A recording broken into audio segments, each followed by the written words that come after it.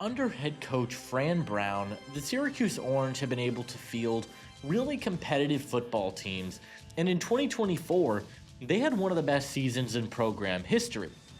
Good coaching can get the most out of anyone, and Syracuse is really starting to break out as a viable contender in the ACC moving forward.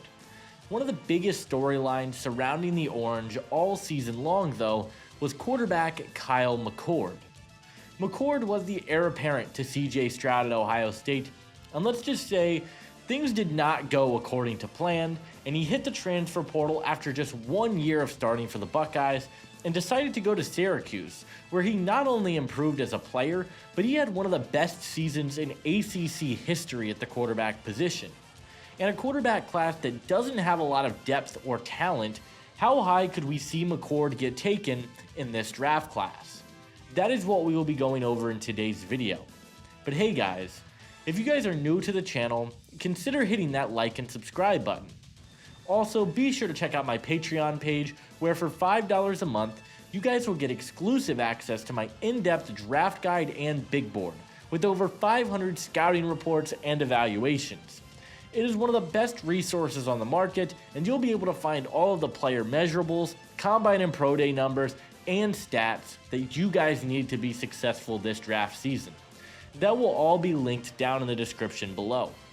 Leave a comment on this video and let me know which players you guys would be interested to see in the future, and without further ado, let's take a closer look at Kyle McCord.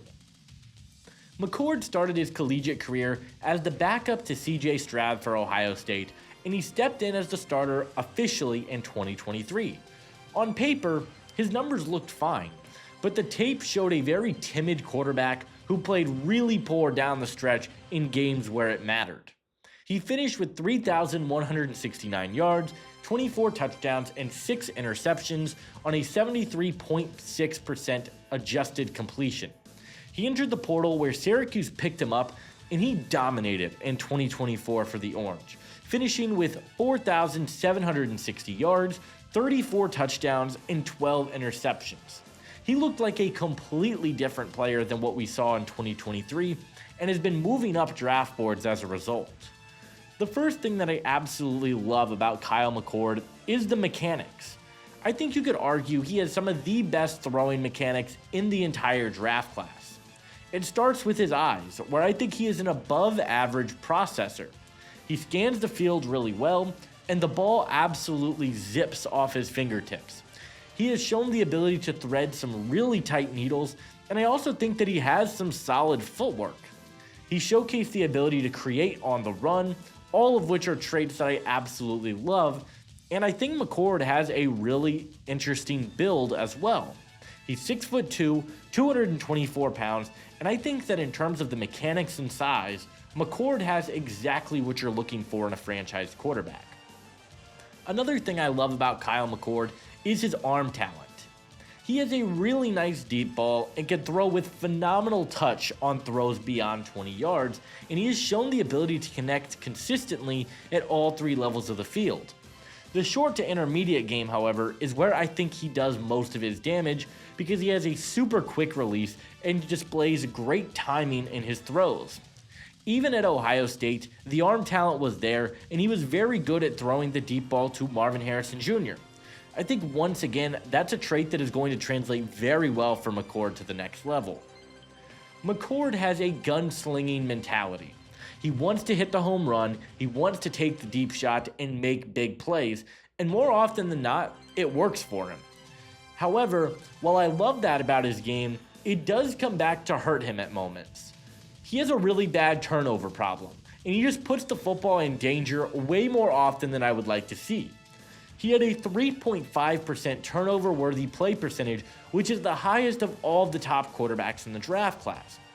But on the flip side, McCord has a 96.4 passer grade on throws beyond 20 yards with a 52.6% completion rate and 9 touchdowns. I think his biggest strength is the ability to hit the deep ball, but it also simultaneously is his biggest weakness. It really just depends on how big of an issue you see the interceptions being, and if you can live with that being a part of his game. And if that's the risk you're willing to take, McCord could be a franchise quarterback in the NFL. Another area where I think McCord does struggle and where overaggression can hurt him is that I think McCord tried to fit the ball in windows that weren't there, and that also led to some turnover-worthy plays. He telegraphed his passes way too often, and while there are a fair share of plays on tape where McCord goes through his progressions and scans the field really well, I also found there to be a handful of plays where he sits on one read for way too long and tries to force it into double coverage. The game against Pitt was the prime example of this. He had 4 interceptions in that game, and the first interception there was one directly to the safety where he just did not read the play well. He has to do a better job of trying not to force things and do a better job of using his eyes to scan the field. Lastly, as an athlete, I think McCord leaves a lot to be desired. He's not a very good runner, and I don't think he has the greatest mobility for the quarterback position. He is your standard pocket passer, which is okay, but it certainly could cause him to slip down boards simply because he doesn't have the highest ceiling athletically. Coming into the year, Kyle McCord was one of my least favorite quarterbacks I have ever evaluated. I didn't see the potential, he looked scared, and I was really underwhelmed with what he did at Ohio State.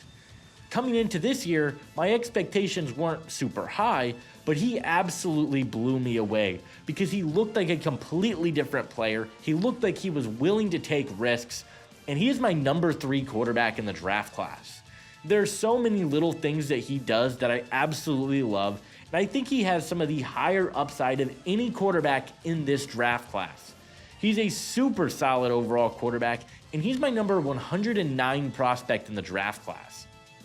In terms of a scheme fit, I want to see a team really embrace what Kyle McCord does best, and that is just air it out.